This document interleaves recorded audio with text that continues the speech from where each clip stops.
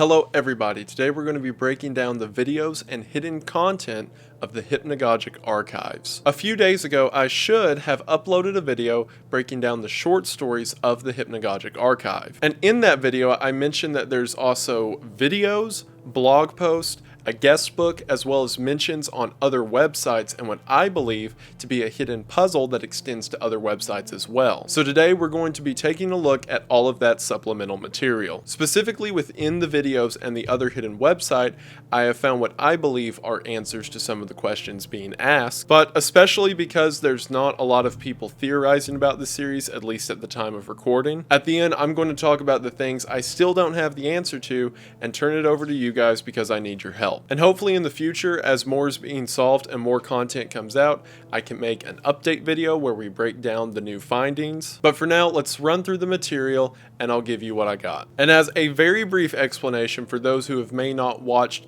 the original video or didn't want to sit through the reading of all those short stories, the Hypnagogic Archive claims to be a database for old web videos and text files. In other words, they presumably maintain things like old chain emails or travel blog posts, and as we're going to see today, old VHS and home video recordings. At least that is the front the website gives. The truth behind it is that this is an ongoing ARG with several puzzles and clues layered throughout the stories and videos. Like I said, I have a whole video breaking down the main text files of the website, going over some very interesting short stories, so the link for that is here if you want to check it out. But for those here for this video, stick around after the ad as we continue to break down the puzzle of the Hypnagogic Archive. But you know what's not cool?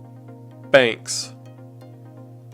That's not like a joke or anything, I just legitimately don't like banks. Especially in my experience, when they say that money's coming out one day, but it actually comes out on the other, and now your card got overdrawn for one day, so you're in line at the grocery store and you can't buy a jug of orange juice because your card gets declined and everyone's laughing at you because they think you can't afford orange juice, and you have to be like, oh no, it's my bank, I swear.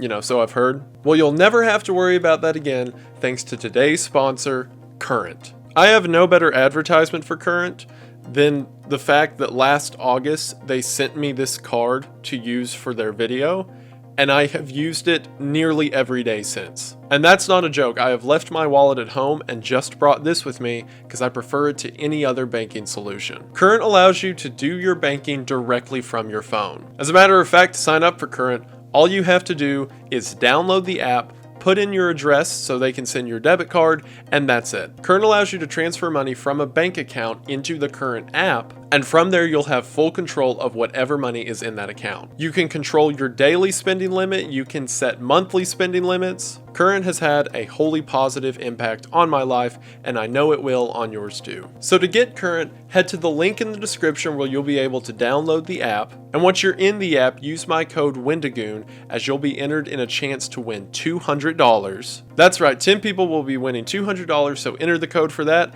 And also, Current just came out with a new feature known as Interest, which allows you to save money at a current rate of 4% annual percentage yield. 4% is like really good. It's 60 times over the national average. So you can get all of this, the fantastic banking, the 4% yield, and a chance to win $200 by going to the link in the description and then using my code Wendigoon. What's not to love? Thank you all so much for watching the ad. Thank you so much to Current for sponsoring the video. It really does mean the most.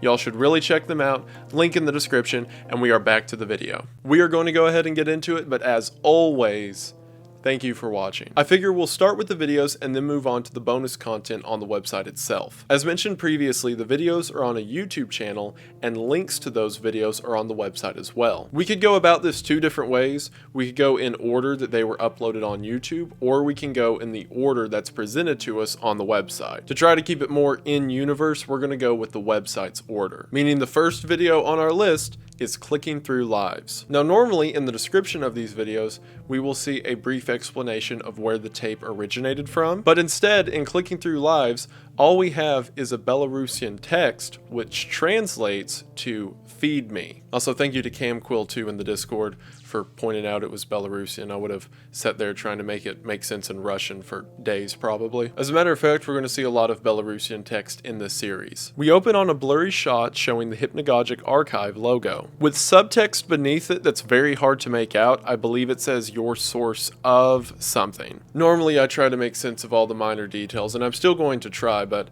as you're going to see, this is... yeah. What follows is a series of short clips that seems to be taken from various vlogs. I played around with the pitch of the videos and slowed them down and sped them up to see if there was something important being said. However, I couldn't make anything of it, but I'm also not an expert when it comes to audio, so if anyone out there wants to take a crack at it, be my guest. The series also loves to do this thing where an image will pop up on screen for one frame before going away, and whenever you do manage to catch one of these frames, it's blurry Belarusian text. And also, if it sounds like I'm complaining at this point, I'm definitely not. I like to work for it. Thankfully, I have a friend who can read Russian and was able to make out several of the characters. Thank you, by the way, Smitty, you saved me a lot of headache. We were able to make out that the first word most likely translates to feed, more specifically in an imperative or commanding form. So if I had to guess, this probably says feed me or some variation of it, and the other text probably backs that up as well. So if you put all of that together, you have a short video showing several different people's lives with the repeated words of feed me appearing over and over. The next video, again going in order of the website's listing, is Dangerous Runoff Levels Adjunct 23. The description reads, unexplained transmission caught by video engineers at Philadelphia WMix in 1995, with the original text description of that video from 95 reading, out into the night. They'll never find me up there. Never in a million years. The video is relatively straightforward. It seems to be a video of someone just walking through an underpass as they begin to twist and move their camera. Near the end of the video, we see what seems to be a sort of hidden alcove or hole in the wall of the underpass itself, with a weird kind of mold growing across the ceiling coming out of that hole. We then hear a loud screech as the screen cuts to red, with faded text at the top reading, we couldn't stop it. As with most of these ARGs, I'm throwing out the pieces and we can start putting the puzzle together in a minute. So for now, let's just head on to the next video in line. The next video in line is titled Downstairs Visitor, and the description reads, filmed by Ellis with no other text description. This is also, at the time of recording, the most recent upload to the Hypnagogic channel. This is also, at least within the videos, the first direct mention we have of Ellis. If you're familiar with the website or saw my first video, then you know that he is the one who runs the site itself. The video itself is odd, with Ellis sitting in some sort of attic or perhaps even machinery of some kind, as he points the camera down and these drawn black figures with red eyes begin popping up before disappearing. Now, given the camera angle, it's hard to tell if Ellis is like hiding underneath something or if he's like in the roof looking down at something. But either way, it seems that Ellis is trying to avoid whatever these shadow creatures are. That, or perhaps given their drawn nature, this was edited by Ellis to paint the picture of some sort of being in the room. The next video is titled Fridge for Sale, and the description reads, it is a listing for fridge uploaded to auctioneer.com on February the 12th of 1998. The original description reading, fridge for sale, cheap. Throughout the video, we get these very odd and up-close shots of what just seems to be a bunch of junk. We see text that says buy now for $300, as well as shots of what looks to be a very gross mold over everything. The only hints we get of a larger story is text at the bottom of the screen that reads, hang on, and always remember what we did. Given the gross and sporadic nature of the film itself, perhaps this fridge was used to store something, potentially even a body. And again, I'm just speculating, but the text implies to me that something vicious happened involving this fridge. The next video is called John Kerry's Inexplicable Snafu. And, yeah. The description reads, enigmatic short film, uploaded to videomonster.com on August the 11th of 2004. And its original text description said this film was created by me and Gerard in our dorm room at UNH, dedicated to my little brother Daniel, who died in Iraq last week. Our hearts are with him. Here's to John Kerry's victory. The video opens with a Hillary Duff commercial before it cuts to a paper cutout of John Kerry mouthing one of John Kerry's speeches. This speech is periodically broken up by a cut to some space between the walls of a house. And then right at the end of the John Kerry section, there is a super brief flash of what I'm going to call a very not good face before the Hillary Duff commercial ends. Okay, so a lot to unpack here. For one, for those of you that don't know, John Kerry ran for president in 2004 against George Bush. Bush won that election, however, the description in this video is interesting to me. Initially, when I read the description, I thought that maybe it was some alternate history thing, because it says, "Here's to John Kerry's victory." So I thought, oh, maybe this is a universe where John Kerry's president. However, the description also says that this video was uploaded to Video Monster on August the 11th of 2004. The 2004 presidential election was in early November. So I think instead, this is just someone who's hopeful for John Kerry's presidential election. Hence the mention that this video is dedicated to the creator's younger brother who died in Iraq. So they were probably hoping that Kerry would win the election. I don't think there's any alternate history stuff happening yet. The Hillary Duff commercial cutting in and out, I'm pretty sure is just a joke as to say that this John Kerry speech pops up in the middle of a normal television broadcast. That or they recorded the video over a television recording, either way. Now the part that is interesting are those quick cuts to the space between walls. Remember how in the video made by Ellis Downstairs Visitor, Ellis was inside of the wall or under a table or in some kind of thing? Well, I think that's what we're seeing here whenever we cut to a handheld camera inside of some wall of a house. Ellis, if you'll remember, is the lead guy at the Hypnagogic archive, and I think he's tampering with the videos that he's posting to the website. I also think that face added at the end was his doing as well. I won't give my theory as to why he's doing it yet,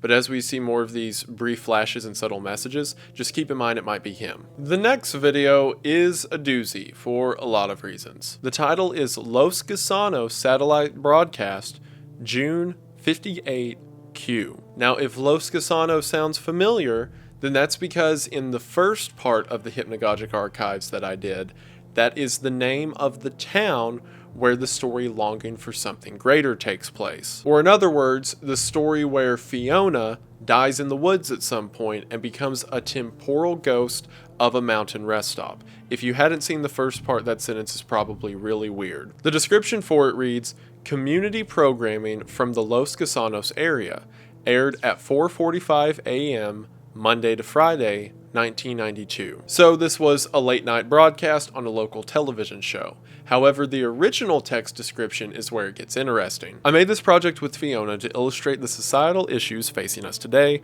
utilizing a publicly available resource. Hopefully through this, we can grow as a community, on both a local and national level. The stranger waits, attentive, near the base of the distant tower in the lonesome night, their eyes aglow like a furnace, every muscle taut as a rubber band. Signals continue to permeate every fiber of their being. Like sand into pores, glass into soft tissue, grit into flesh, the white-hot electromagnetic river is endless.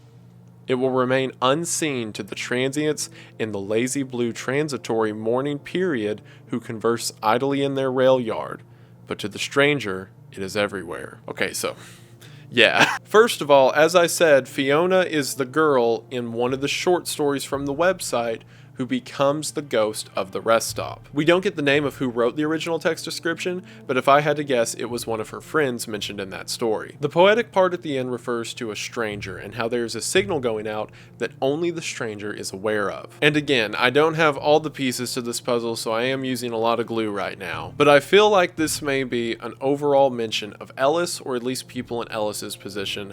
I'll elaborate on that further in a minute, but for now, let's get to the video. The video opens with the Los Gusanos broadcast logo and spiral imagery before it cuts to a horrible image of a guy's face. This really doesn't relate to the overall story, at least not as shown in the videos. At least I don't think it does. But whenever I saw that, the first thing that came to mind was the mention of the Hat Man from whatever the story with the Hat Man was from the first video I did. Call and response, trial and error, that was it. In that story, there's the mention that whenever our main character sees the eyes of the Hat Man, they're burning, looking down at them. A lot of the storytelling in this series is more suggestive along those lines, so I'm not totally crazy. We see more creepy imagery before the text says, "We are in complete control." Right after this, we're shown several people standing around a spinning spiral, implying that this is some kind of mind control broadcast. Remember, we're watching it in the archives, but it says that this originally aired to local television stations at 4:45 a.m. However, if you'll also remember the text description, this is a project made by Fiona and her friend. So this leaves two possibilities. Either Fiona was into the weird and sort of occult more than the original story let on, or the original video's been tampered with. We then see this, and this is something known as a pigpen cipher. There's a lot in this video. Now, while it may sound really cool, like, oh, I did a cipher and blah, blah, blah, it's really not that hard. You just have to know one when you see it. To give you an idea of how easy it is, this is the solution to a pigpen cipher, so I'm really not that special. When translated, this cipher reads Ellis. Again, another mention of the leader behind the Hypnagogic archive. So again, and I know that I keep stopping to break down stuff, but there's a lot in this one. This either means that, again, this video was tampered with, which is believable because I believe Ellis is tampering these videos, but because it fits the tone of the original clips we're seeing, perhaps it means that Ellis has been a part of whatever underground society is taking place for longer than we've known previously. I'm more inclined to believe the latter, because if Ellis is just tampering with this one, it's really weird for him to just kind of sign his name onto the tampering. Unless he's the kind of guy to do that. We don't know a ton about him, I'm just guessing. More creepy and hypnotic imagery appears before we get another pigpen cipher. This cipher translates to "Come out and play." We also get this very blurry text on screen, and I'll be honest, I can't make anything out of this. It may be something important. I tried, and I can't get it. So if anyone knows how to make super blurry old static VHS images not terrible, please let me know. We then see a white outline of some structure with broken text beneath it that reads, "The red thing is waiting." Now, if you'll remember, in the same story where Fiona becomes a ghost, Colt, the friend who tried to attack Fiona and Fiona ended up killing him, also becomes a much more violent ghost at the same rest stop. And he's described as a great, evil, angry red thing. And the mention of that in this is very interesting. That line of "the red thing is waiting." While there was no mention in that original story of Fiona finding out about the red thing herself, as the only person who ran into it was Stanley, maybe this video was made after she killed Colt, which would explain her obsession with the esoteric and more dark path of making media like this. And maybe the structure shown in the image is the rest stop itself. Maybe even the woman who is shown at the same time of this text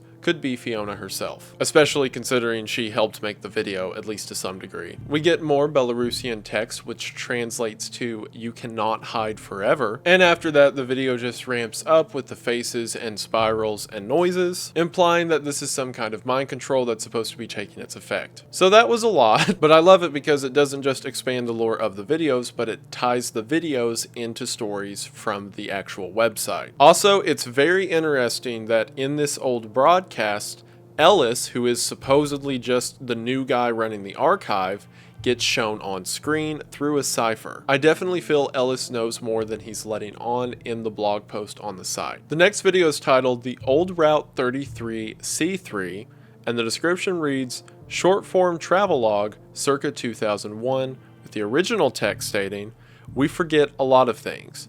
Didn't know this was still here.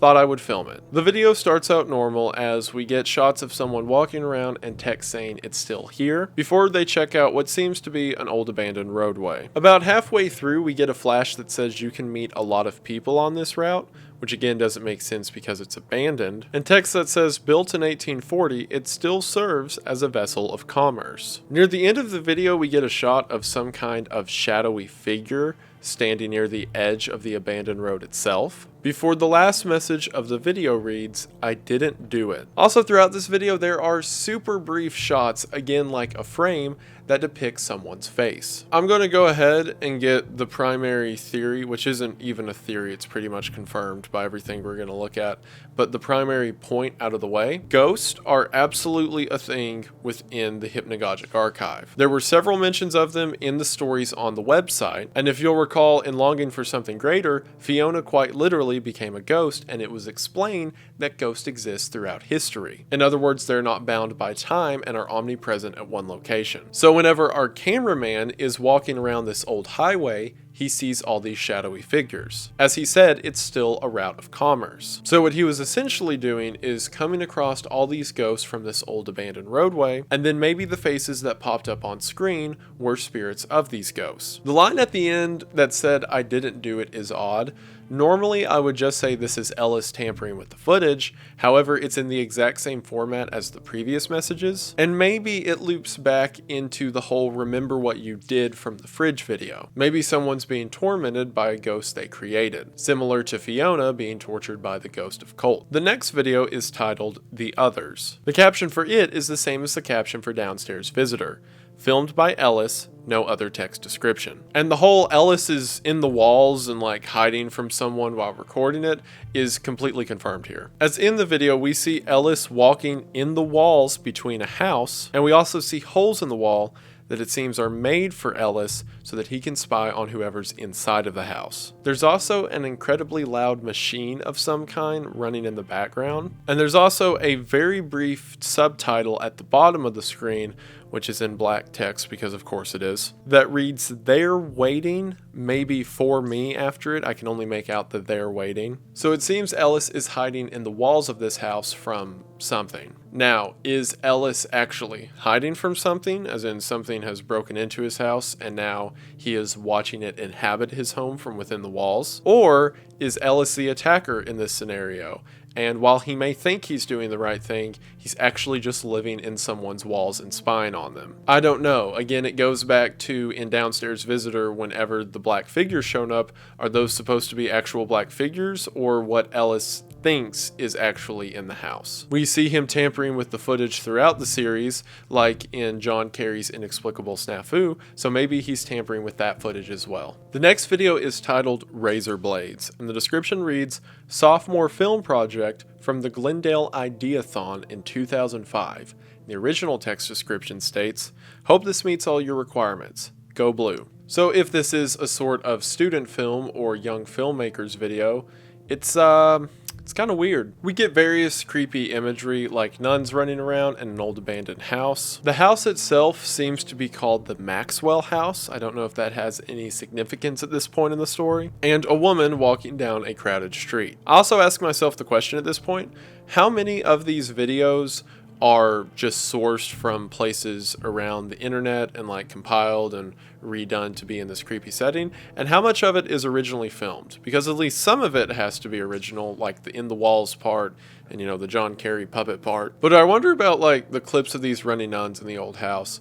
How much of it was just made to look old? Because if it was, they did a bang up job. Anyway, the interesting part about this one is in the audio, there seems to be a Morse code tone playing. Now, I am fairly dumb to Morse code. I can recognize it when I see it and hear it, but that's about it. And in another piece we're going to look at later, there's another section of Morse code mentioned. I translated that one, and I can't tell if that's the same one here.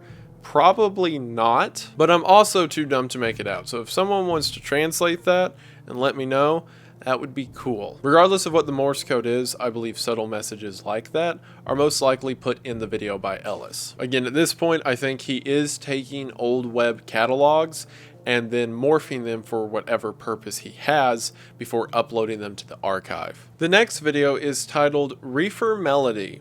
And I hate it. The description reads, "Audio remix of dialogue from the 1936 film Reefer Madness, created in 2003. And the original text description states, "Hey Ellis, this is a remix me and a couple of buddies whipped up on Fruity Loops back in 2003.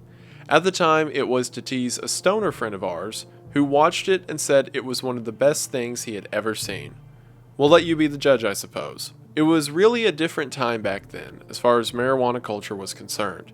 Stoner movies were still a genre. Me and this stoner friend, we made this video for had gone to watch Dude, Where's My Car?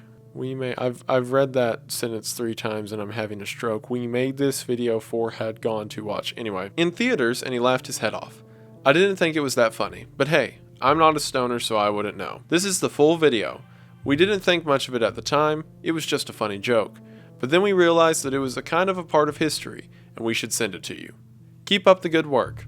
Devin. And I wished he kept it to himself. If they actually made this for their friend who was high, then they hated him. Because I have seen this clip before. I think it's whenever I originally heard about the Hypnagogic archives like a few months ago. And this is the first video that was uploaded to the YouTube channel. So I go to YouTube to see what this whole ARG is about. I click on the first video and I'm greeted with this at 4 in the morning. Just absolute evil behavior, especially if they made this for their friend. They're awful. Anyway, I don't think this has a lot of weight narratively. I think it's to better fit the overall scope of the archive. Because remember, the whole idea is that people send in old videos from the early days of the internet and then Ellis posts them to the site. So the first video that's uploaded to the channel has a description that says, "Hey Ellis," again informing us that Ellis is running the channel. And it's just a weird, wacky video from the early days of the internet to set the stage for the rest of the ARG. I don't think there's a lot here story-wise. I could be proven wrong,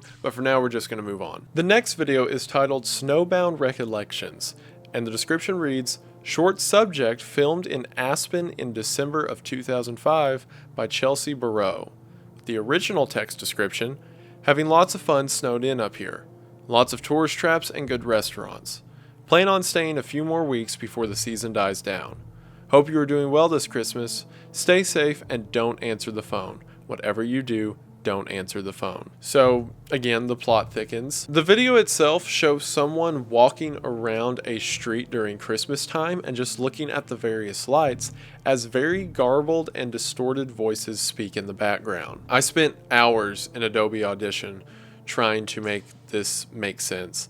And no matter what I did, I couldn't get it to a discernible language, but there's definitely a voice there, and it's the same voice speaking throughout. And again, I'm leaving this to you all. I'm sure someone who's watching, or most who are watching, know more about audio than I do. So if you figure it out, tweet me or comment or something, because I do think this voice probably matters. The reason I feel that way is because midway through this video, we begin to see images of what I can only describe as a rat king. Not like the several rats with their tails tied together rat king, like a rat who is royalty. I believe it is a mannequin from the Nutcracker play, but in the video, as the camera spins around the rat king, we see the word Ellis laid over top of it. I feel that Ellis popping up as we're seeing a giant rat is important, and I think the implication is that Ellis is a rat or betrayed somebody in some way. And my suspicion on that is supported by the end of the video. We see shots of, I guess, whoever's filming just pointing their camera into a window. Again, I don't know how much of this is the original footage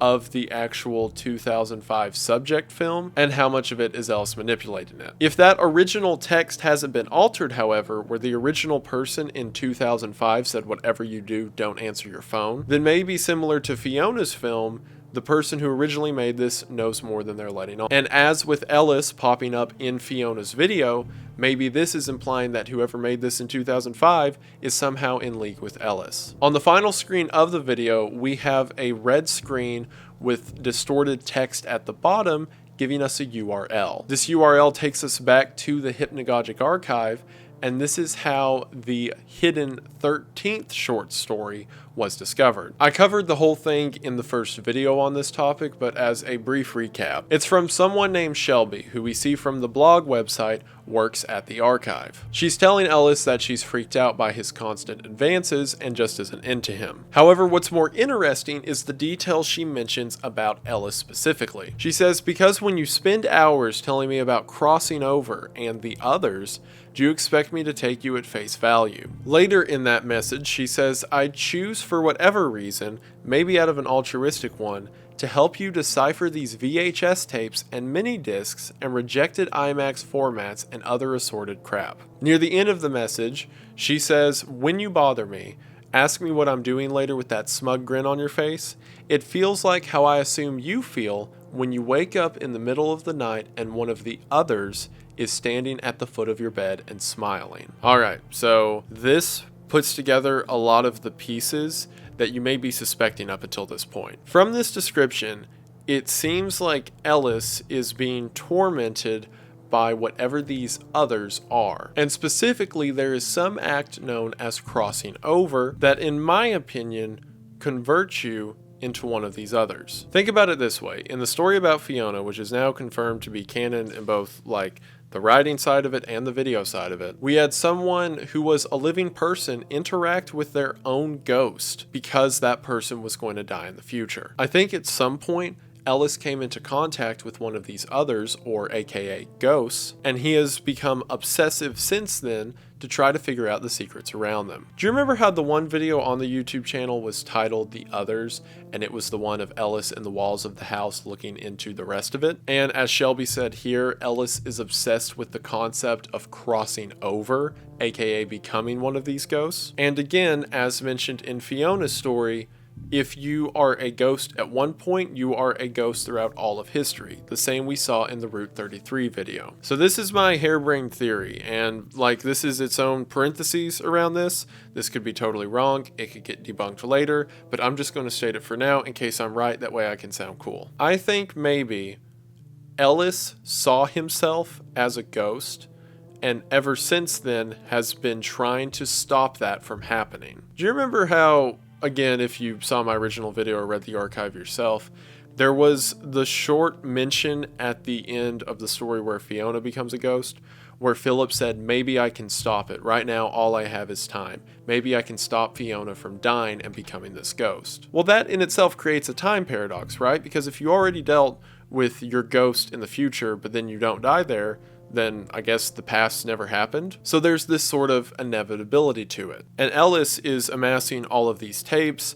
and mini discs and what have you in order to try to stop himself from dying and becoming a ghost or crossing over in the future. I think probably in his process to do that, he did something bad. Maybe killed someone, maybe had someone else take his place, I don't know. But I feel like he's hiding something.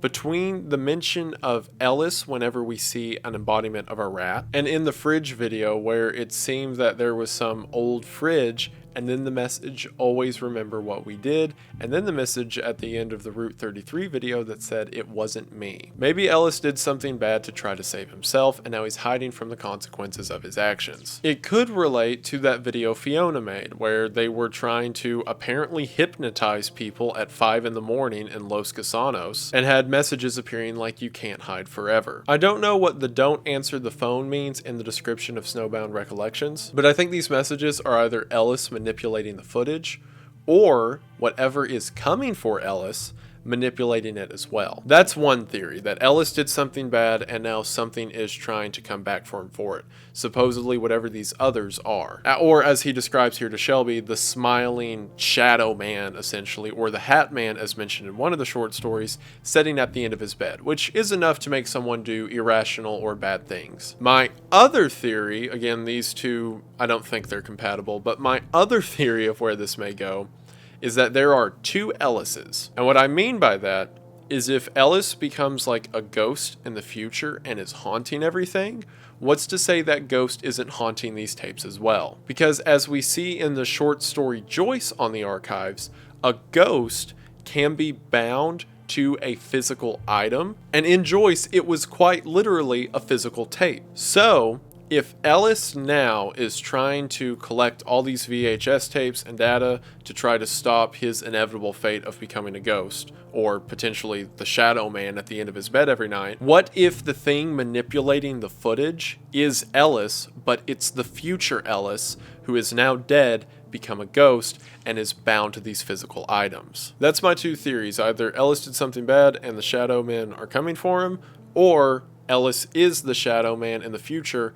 either coming for him or potentially also trying to help Ellis decode these messages to stop himself from becoming a ghost in the future. I'm not sure which I put more weight in at the moment, but I can say this series is really cool and I'm still excited. The next video is titled The Way Out, and the description reads, "Visual documentation recovered from a 1992 file cache." And the original description reads, "Not sure how I got here, but can't leave. Found this terminal in abandoned offshoot. May be here as long as time. Places crawling with things make the mind squirm. Walking in circles gets tiresome after a long while. Need to keep up stamina surviving on the things grow on the walls. I feel I'm not alone. Nerves. That's all it is." We see someone walking through a very dark hallway and occasionally coming across a Mr. Mouthy puppet. Mr. Mouthy's just kind of a freaky puppet. It's mentioned here and nowhere else. The reason I bring it up is because if you'll remember, I've been like mentally recording all these factors in my head. The story with the Hat Man from the archive itself, that's not the right page. I'm so scatterbrained right now. I feel like the picture with the cords running everywhere across the room. Why am I still talking? I should just cut.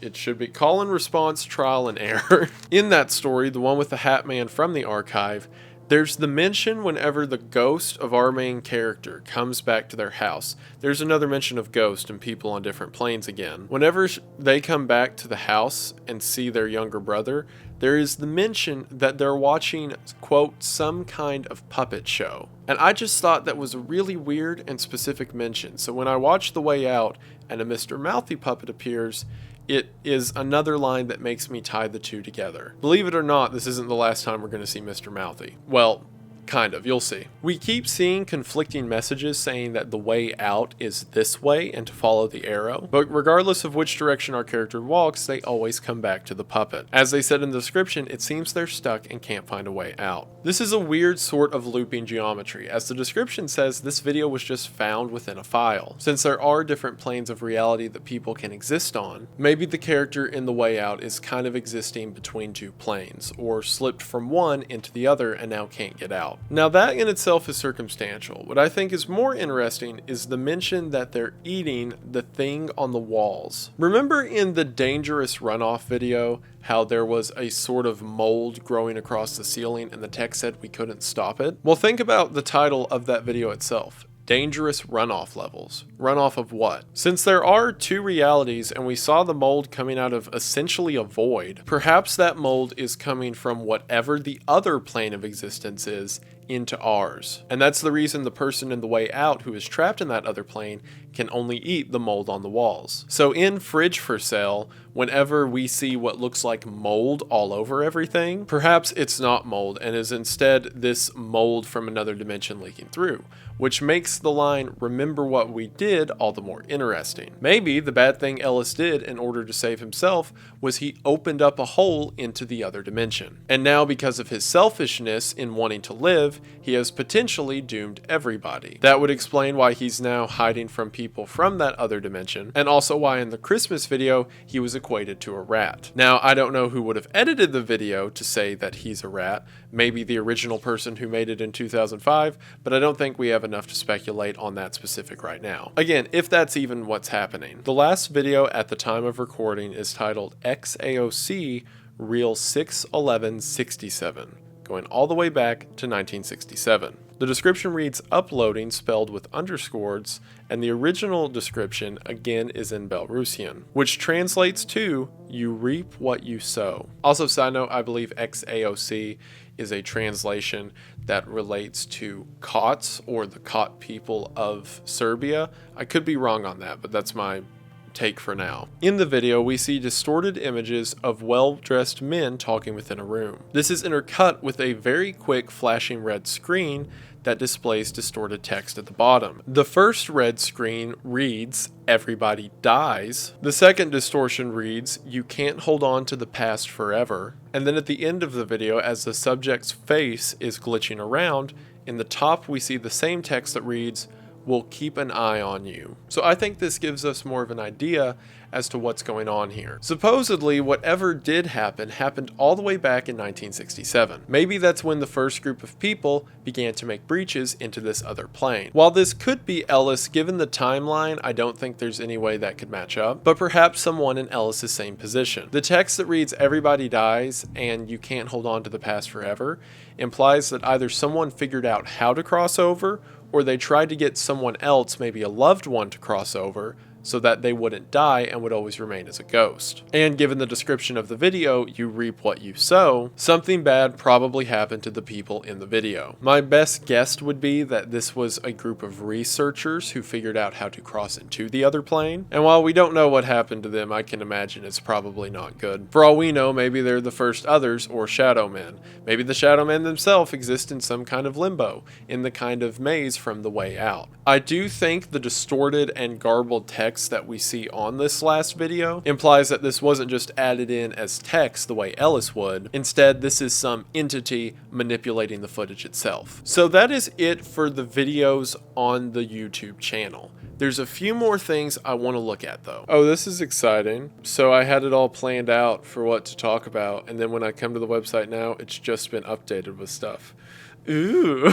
So on the website, there is a guest book where people can show up and then leave a short message for everyone else to see. To confirm that this works, I left a message of my own. The earliest message, go back to that thing I mentioned in the first video, where this is supposedly a website that existed a while back, was shut down, and is now reopened. For example, Lily says, "Hey Ellis, barely found this new site. Anyway, I visited the archive in 2012, and it's incredible to know it's still around. Keep up the good work." As well as Joaquin, who says, "Hypnagogic is back, woo." Now, here's the thing about the Hypnagogic archive, and one of the reasons that I'm surprised it hasn't got more attention yet. There are several people online who pretend to not be a part of the ARG, who are absolutely a part of the ARG. I'll look at evidence for that in a second whenever we leave the archive, but they're on Reddit, they're definitely on 4chan, and there's moles everywhere. To the degree, I think I may have been psyoped into making these videos, and if so, I'm impressed. Good job. Also on the guest book is a message from Mr. Mouthy Mouth, which is again the puppet seen in The Way Out, and I believe mentioned in that Hatman story. And on the guest book, Mr. Mouthy Mouth says, "I still haven't found a way out." Again, a reference to the Way Out video. Another message on the guest book is by someone named Cerberus, and it's just a line of Morse code. This is what I meant in Razor Blades when I said there's going to be Morse code later, and I don't know if the two match up, but translating this Morse code reads,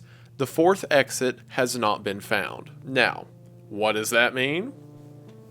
The only thing I can think of, and it's not even really exit, is in the Heron story where the Heron killed the night security guard.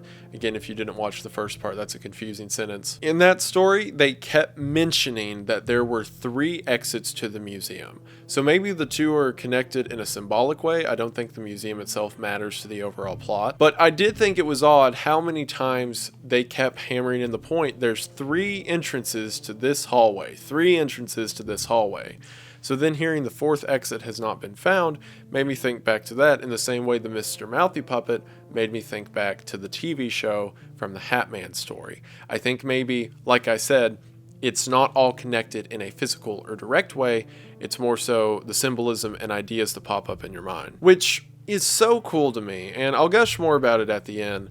But like, the hypnagogic means the state in between being awake and being asleep, that kind of state where you're half and half of both. And I don't know if it's accidental, I don't know if it's just like pitch perfect writing or what, but whenever something like that happens, like when I translate the Morse code and see the 4th exit has not been found, and my mind just fills with the image from the Heron story, it really is like remembering a dream. It's like the story was a dream because these two things don't directly connect, but it's just kind of the smell of it or the scent of it kind of makes me draw the two together. And it's such a, it's so good. I love it. Anyway, the brand new thing that just got added that I'm now looking at is from Shelby. Again, if you'll remember Shelby, she's the one who works at the company who wrote the angry message called security clearance to Ellis. Shelby says, "Ellis, why can't I reach you on the phone? Did you encrypt those graphic cards I sent you to keep them safe? If you read this, Please get back to me ASAP. This is really cool that as I sat down to record, the story continues to grow. And then after that, a message from what looks like a sort of open cog or gear that says, "We must eat." So I just saw this, so this is new, but I actually think I know what that's referencing, and I'll show it in a little bit. As for Shelby's message, it may just be because Shelby is trying to keep like a friendly face to the public because everyone can see this guest book. So maybe that's why she's being nice, because we know in private she's very upset about him. Or maybe somehow my to Ellis thing is real some way. I don't know. I'm just throwing out all my ideas here. But here it seems that Shelby can't get a hold of Ellis. So maybe the bad event, or whatever thing it is Ellis did, either him dying or him killing someone or doing something bad that ended up opening a hole into this other plane, maybe that's happened now and she can't get a hold of him. I'm going to check back up on this guest book periodically, and if you're interested, you should too. It's on the website with the videos and everything. But yeah, I'm very interested. And this is still happening, like literally as we speak, it's still happening.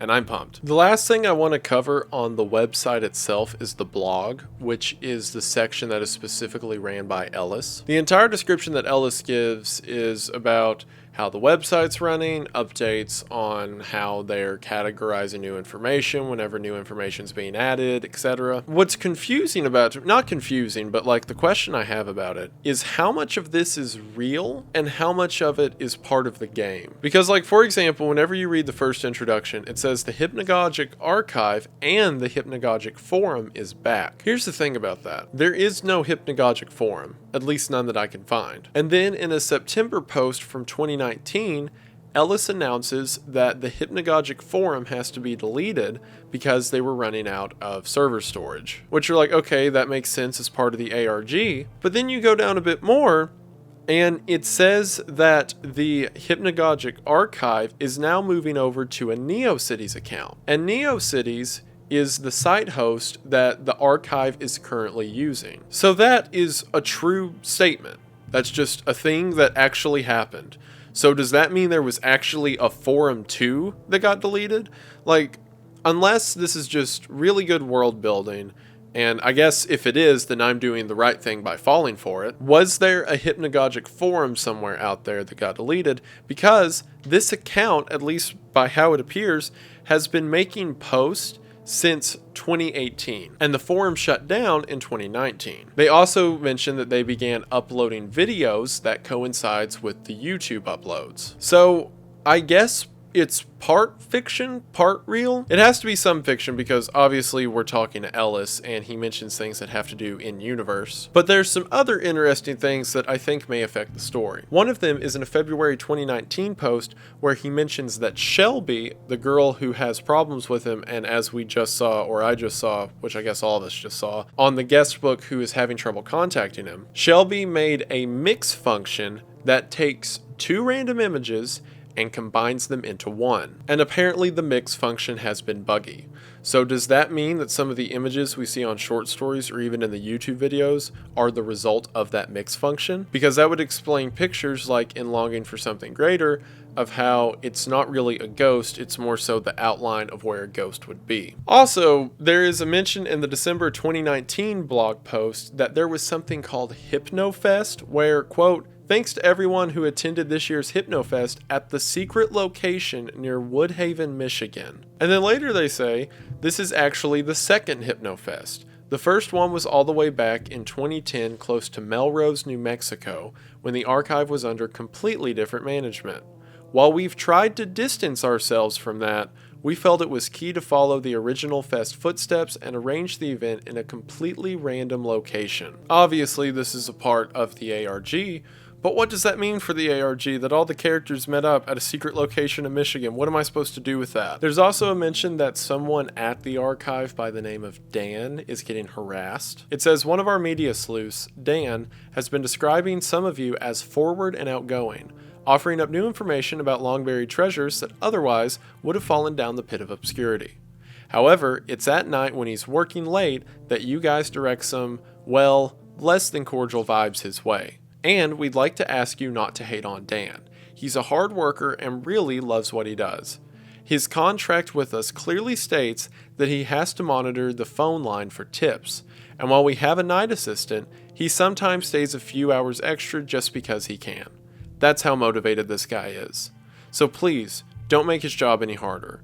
All we're trying to do is create a universal knowledge base, and it's a worthy endeavor. So Dan, for some reason, is getting hate on by the people within the community, again within the ARG itself. After more people look at the series, he may unironically get hate, but I don't think Dan's real. At this point in the story, I have no idea why, but that's a weird enough detail. I feel it's going to come up in the future, and I wanted to mention it now. I'm not going to read through the rest of the blog. There's a lot here that probably affects the overall story in small ways, so you can check it out for yourself. But I at least needed to introduce some of those ideas, especially the ones about Shelby and Dan, and HypnoFest, whatever I'm supposed to do with that. Now, on to the off-site and off-channel stuff about the archive. So on 4chan, you can word search something to find all examples of it. So because of that, I'm pretty sure at this point I've gone through every post that has mentioned the Hypnagogic archive. And there's some weird details I noticed in them. Like I said, I originally saw it because people were discussing it online. However, I think some of them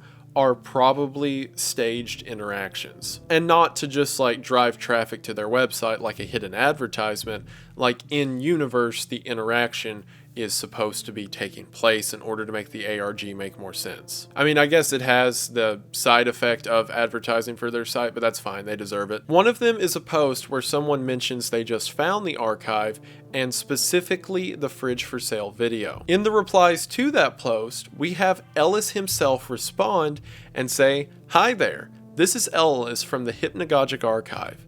The video you linked isn't our video. Sorry for any confusion this may have caused." But that doesn't make any sense because it's on the archive itself. But then, 5 minutes later, Ellis uploads again and says, "Hi there, this is Ellis again from the Hypnagogic archive.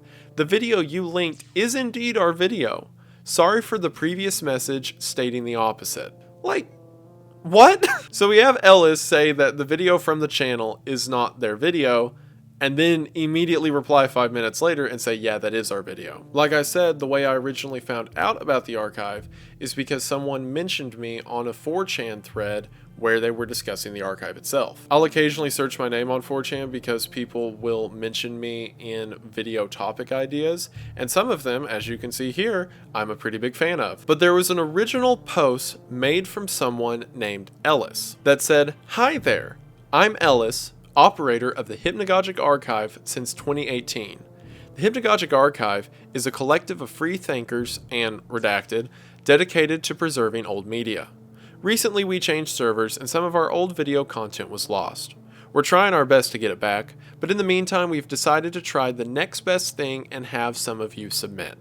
If you have any old videos from between 1990 and 2010, please send them to us at hypnagogicarchive@protonmail.com.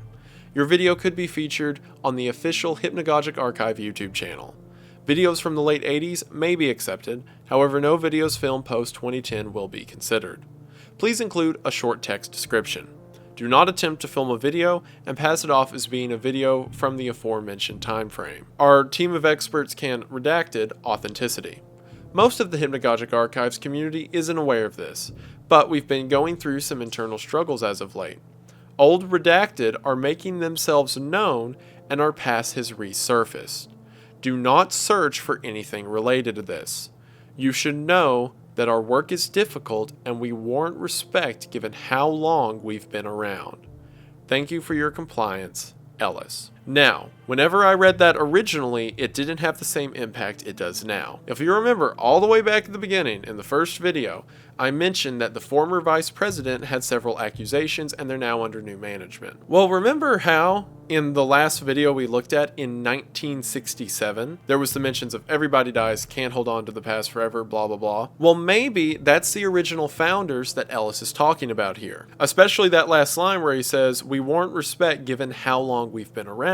That implies the date that was mentioned in that video. Maybe Ellis is retroactively paying for the sins of the people who originally started the company, or trying to cover them up in some way. That could be what the line "remember what we did" means. Not we as in like two people, we as in the Hypnagogic archive. Now, to my knowledge, This post, made on May the 23rd of 2021, is the beginning of the Hypnagogic archive. The reason is this is within a couple months of the first YouTube video going up. So I'm willing to believe anything that happened before like the April-May area of 2021 is entirely made up, which would make sense about the forums being deleted and we're moving to NeoCities now and the HypnoFest and all that just being made up in order to better pad out the actual ARG. But I think here in May is when it became real. The reason I emphasize that is because what happens in the replies of this post. A reply says, "The Hypnagogic archives, I remember looking through your site in 2012.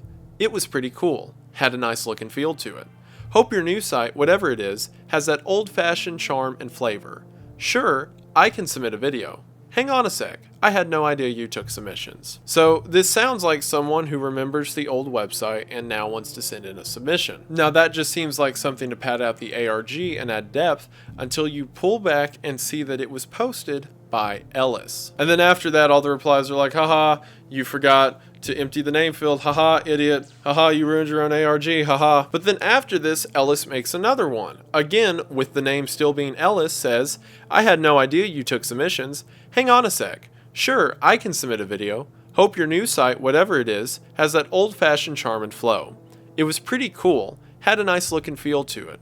I remember looking through your site in 2012, the Hypnagogic archives." After this, Ellis acknowledges the people who says that he forgot to empty the name field and says epic fail, and then makes another post 2 minutes later that says, "Be quiet, I can't think." So you know how on the guest book there were people who were pretending to remember the old archive? And as we're going to see, there's going to be more people who are in on it even though they're anonymous. This was the first post ever made.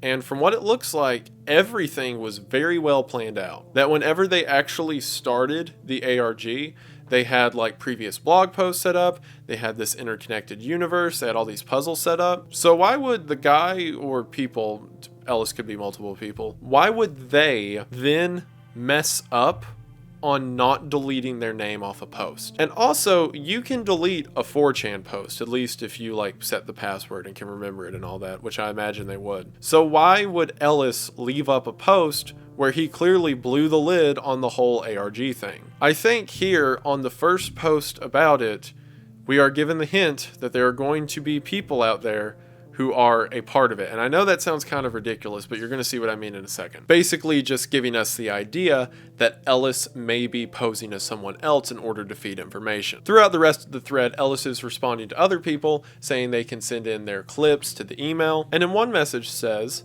"You may have heard some bad things about us in 2017. Don't worry, we're under new management now.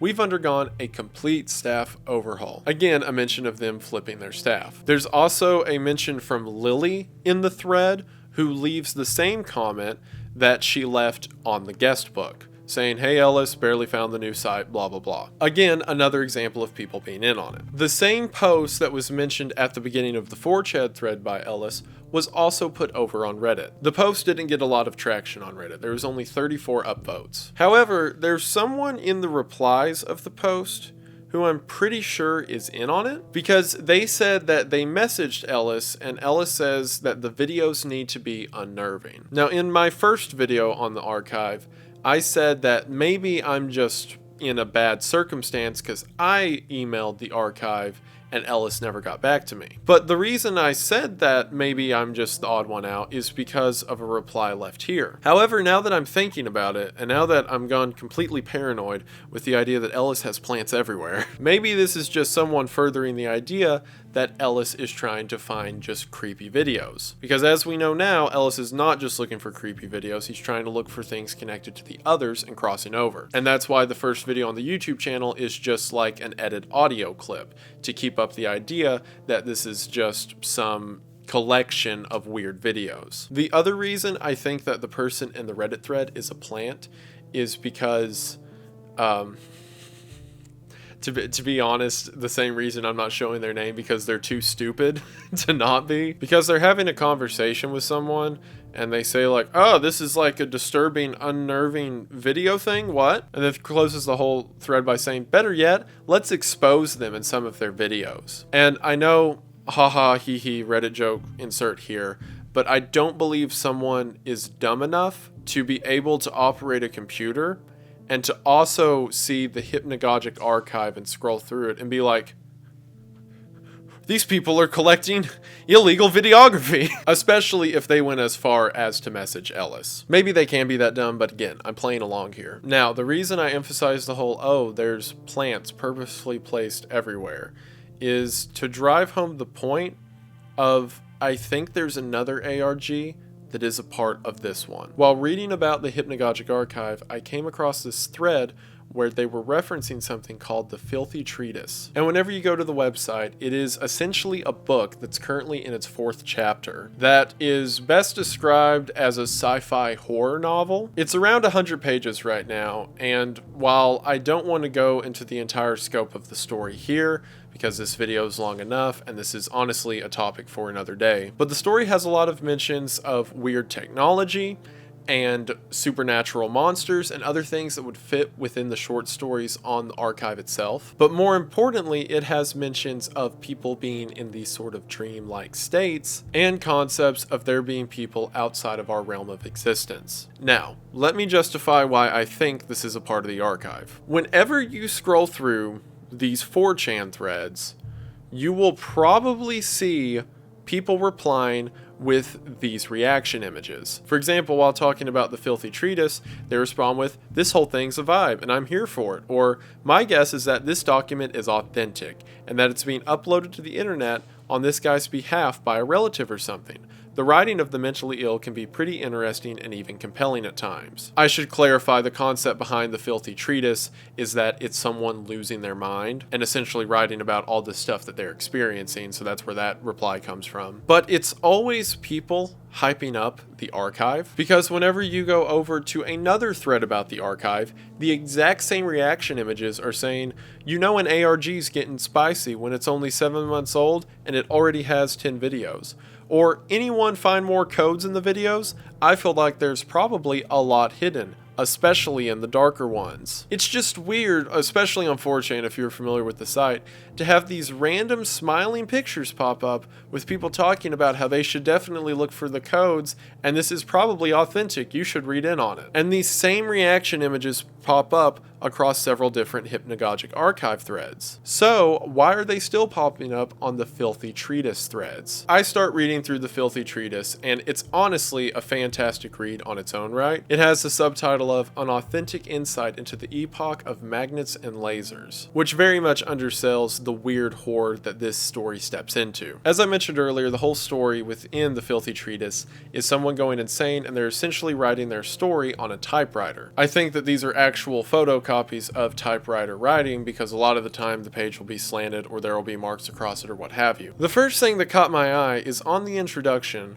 someone has physically scribbled a picture of something that looks a lot like the Mr. Mouthy puppet, which made me go, oh. And then at the bottom of the page, there is what appears to be written in blood, an odd logo. Keep in mind, this is its own ARG and horror story that has nothing to do with the Hypnagogic archive. But not only does the story contain aspects that would be similar to a short story on the archive, but there's also all these interesting doodles, like this one that says "It Gnashes," which the face of the creature that says "It Gnashes" reminds me of the name that is given on the guest book with the post that says "We must eat." Again, there's also a lot of concepts of dreams and monsters and what have you, but the smoking gun in this entire thing is at the end of the 2nd chapter.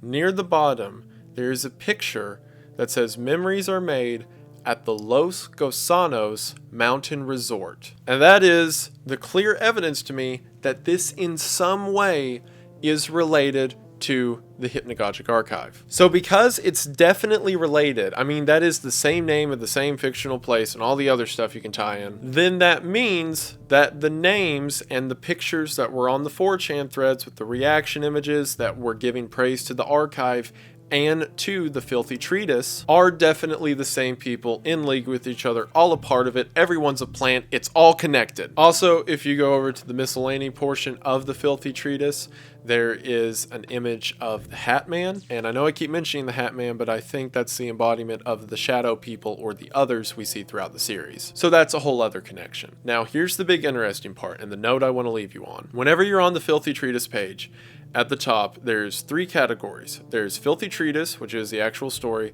There's the miscellany, which are these interesting short stories that may connect to the overall story in the future, but for now, I'm just going to leave as is. And then the final one is called 8x300. And it says this content is password protected. To view it, please enter your password below. I think that somewhere in all of this, there's a password. And it has driven me insane. I have entered every word I can possibly find in connection to the Hypnagogic archive, all the names that are mentioned, all of the specific nouns that are mentioned, all of the ciphers I got from the text that are mentioned. There's a part in the Filthy Treatise story where someone opens a computer and it says they don't even press a password, they just hit the enter key and they're let in, and I tried that and that also didn't work. And I feel like this is a good note to leave the video on, because I feel like I have adequately explained the archive, and I've adequately explained why I think the archive is connected to the Filthy Treatise. So if someone out there can figure out this password, I would be very happy. Alright, so I'm recording this the day after I uploaded the first video about the Hypnagogic archives, and in between the time I filmed the video you've been watching and this, there's been some new developments. For one, increased traffic to the site has led to some more discoveries, and two, and more importantly, I received an email from Ellis. That's in addition to a new blog post by Ellis as well. While I didn't read all of the blog posts in the video, I feel like this one is important, so let's take a look at it. September 6, 2021. Apologies to the family of the late Trevor Carlisle. I'm writing this at 2 a.m., so excuse me if I seem a little out of it. Something came up here at the archive last week, and we just want to say to Trevor's family, we are truly sorry. We did everything we could. I am certain, having known Trevor for a long time, that he was a hard worker and this is how he would have wanted to go. This is the first case I've had to make a public statement about something like this in an official capacity as owner-operator of the archive. Just know that if there was anything I could have done, I would have done it. Trevor was a great friend with a good sense of humor and a strong disposition, and he will be missed. We are currently under investigation by the Hygiene Sheriff's Office and will do everything in our power to cooperate with law enforcement as well as their forensics team. Okay, so a few things. For one, note the date on this, September 6th of 2021. Whenever I was looking at the previous post made in 2021, I assumed that they were uploaded on the day that it said, but this would have had to have been uploaded sometime on the last week of March of 2022. So if the dates are wrong, does that mean everything that we're reading on the blog was posted somewhere else and is now being retroactively added? Time is definitely weird in the archive, so I'm not going to say anything definitively yet, but that's something to keep in mind for the future. The other detail is that Ellis does not say this is the first time it happened. He said this is the first case I've had to make a public statement about, along with the mention that Trevor is a hard worker and he wouldn't have wanted to go any other way. That implies to me that however Trevor died, it's somehow related to the work of the archive. Now, it could have been something to do with the entities around the videos that they're cataloging,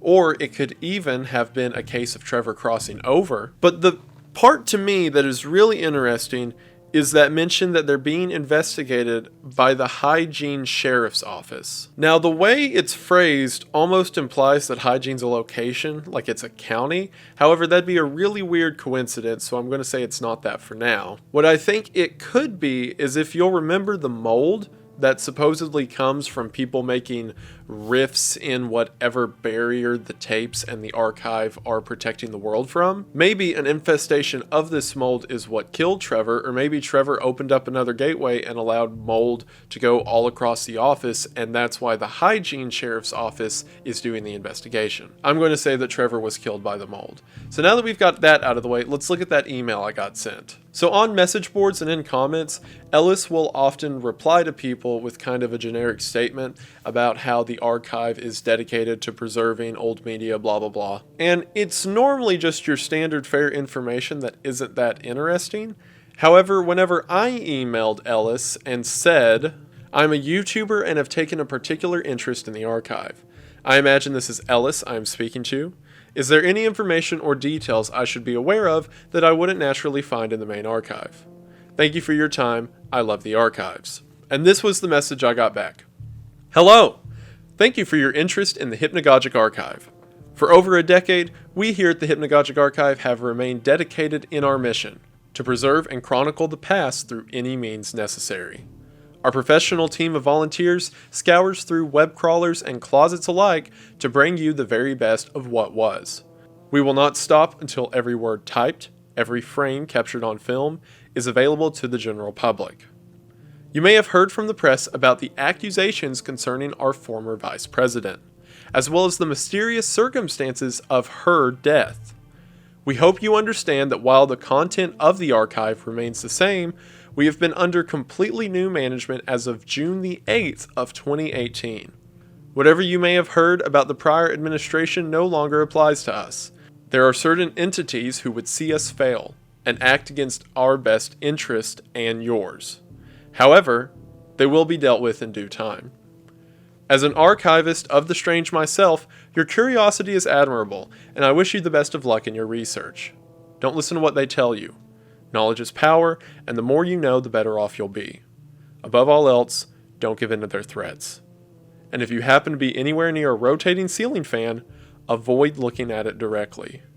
You're as much a part of this now as the rest of us. Sincerely, Ellis." Alright, so that was alarming. So, a lot there. The date of June 8th, 2018 lines up with the first post on the blog that says they're under new management. That's all well and good. However, while we knew the vice president had accusations levied against them, we did not know, one, that it was a her, which narrows down who it could be, and two, and more importantly, we did not know that they died. Now, the other interesting detail is that mention that there are certain entities who would see us fail and act against our best interest and yours, i.e. me. Now, I've mentioned whenever reviewing the video that it seems that there are different forces at work here. There's Ellis talking and recording in some, while in others there's people accusing Ellis. We see videos of who could be the founders of the archive, since we know the archive was really old, and then text popping up saying that they have to let go of the past. So again, maybe a spirit or maybe some supernatural entity or what have you is dealing with the archive directly and trying to see them fail for whatever reason, maybe in their endeavors to open up a gateway of sorts. And according to Ellis here, which I still don't know how much Ellis can be trusted in the narrative, but according to Ellis, they also want to see me fail, and I'm kind of afraid of what that may mean. There's also that mention, if you happen to be anywhere near a rotating ceiling fan, avoid looking directly at it. Now, this expands one of the text files a lot. There was that one, don't look up at the fan, which I kind of brushed off as being, maybe this is just an example of some supernatural being existing within the camera or a video or whatever. However, maybe Ellis mentioning that here is along the same lines, just kind of a creepy reference to the text files. Or maybe there's something more to it. Maybe the quite literal nature of a ceiling fan causes some supernatural or hypnagogic effect. I think it's really weird for an otherwise throwaway story that contributes to the overall lore being brought up in an email he gave to me directly, probably knowing that I was going to talk about it and more people were going to see it. Now, here's the really interesting part of all this. There was an image attached to this email. Initially, the image just looks like some kind of blurry image of someone walking down the street at night. However, after playing around with the contrast and filters and whatnot, I got to this. After asking for help on my Discord and then Twitter, user Cosmosis42, big thank you by the way, managed to pick out what the precise characters were and figured out that it was a Caesarean cipher, or basically a letter shift where letters are replaced with their corresponding letter further down in the alphabet. Once you decipher it, the text reads, "We're not over here. Try again, little man," which, Am I the little man? See, that's the thing with this. Even though I got an email from Ellis, I don't know if this image is from Ellis, because why would he be trying to hide something in his own email unless there's something on the internet or within media that he is trying to hide the messages from? And this also doesn't sound in character for Ellis. So again, is this message to me, am I the little man, or is this a message that they gave to Ellis? So again, remember, this is in reply to an email I sent.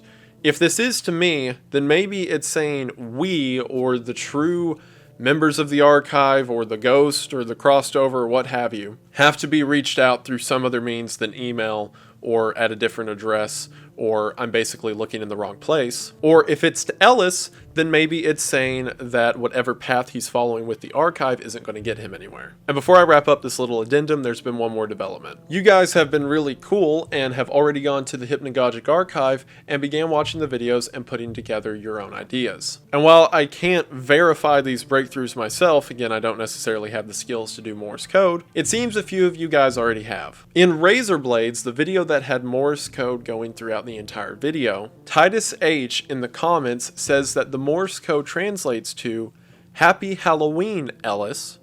We'll keep tabs on you until you stop, and enjoy the surprise we left for you." Now, obviously this is directly talking to Ellis with the Happy Halloween, Ellis.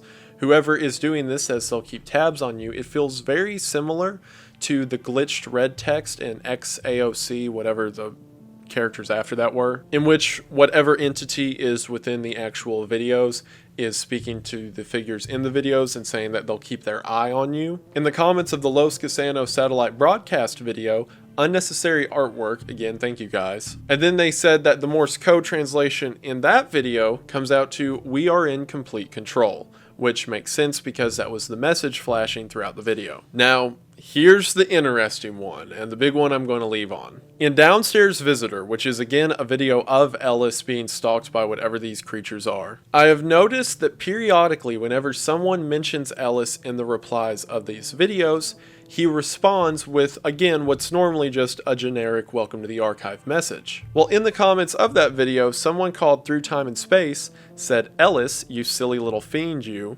And this time, Ellis responded with, "Thanks for your interest in the Hypnagogic archive. Here at the archive, we're dedicated to bringing the past into the present, whether the past wants it or not. We're glad you enjoy our content, and as the owner and operator of the archive, I'd like to personally thank you for making our efforts easier.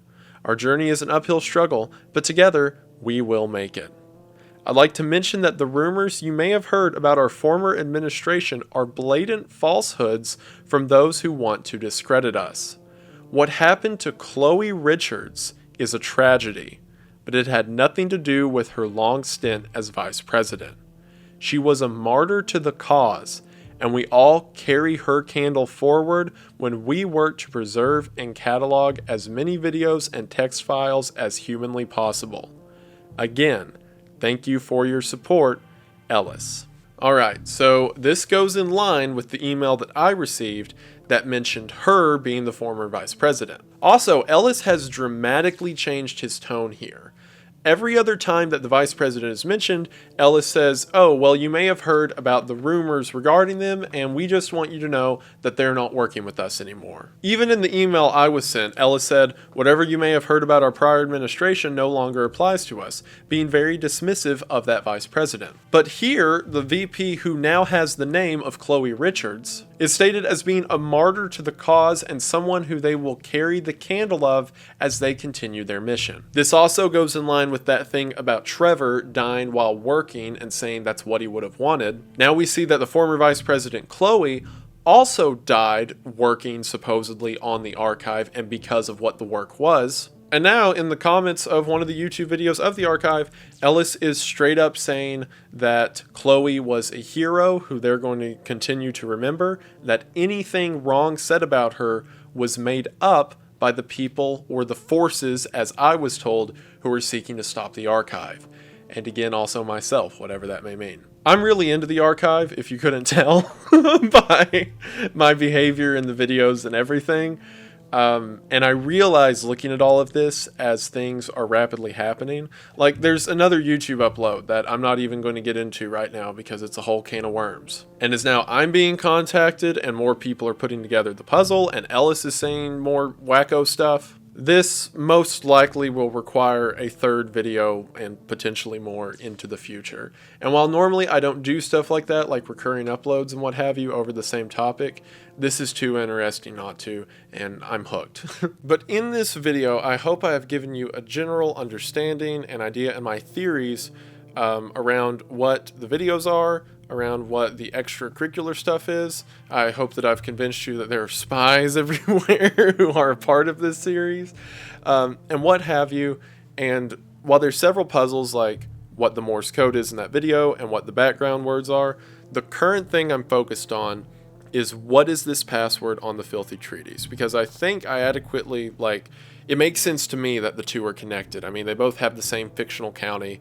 And this is like a smaller note, but the writing feels the same. The way that they use their descriptors and tones and what have you, it feels the same. So I feel like they're connected. And I also feel like a madman, but that's par for the course. But I think that's a good place to leave it on. And let me just say, I love this. Like, it has been a while since I have seen a puzzle or an ARG that's actually a puzzle. And I know some of them are way more intense. Like, this doesn't compare to, like, say, Cicada or something like that. But they're not supposed to. That's different brands, it's different avenues.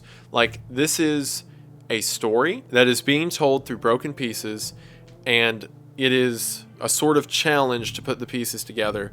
But I love it. This is fantastic. I'm having a great time.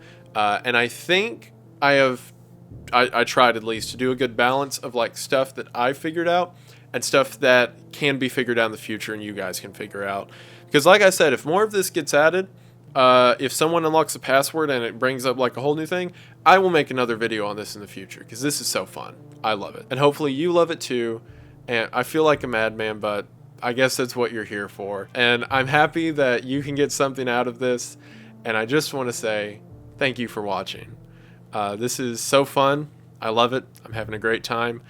And yeah, I'm not going to harp the whole time because I've got to edit this quick and got to get stuff done with it because I want to get this out as fast as possible after the first part. Go ahead and get it out of the way. Thank you so much to all of my ex-patrons. As you can see here, you guys are fantastic. Thank you for getting me to this point. Even though the Patreon's gone, I'm here because of you guys, and it means the most, so thank you. Thank you to all of my subscribers. We broke 1.21 million, which is awesome. Thank you all so much for that. The Five Nights at Freddy's videos are doing fantastic at the moment.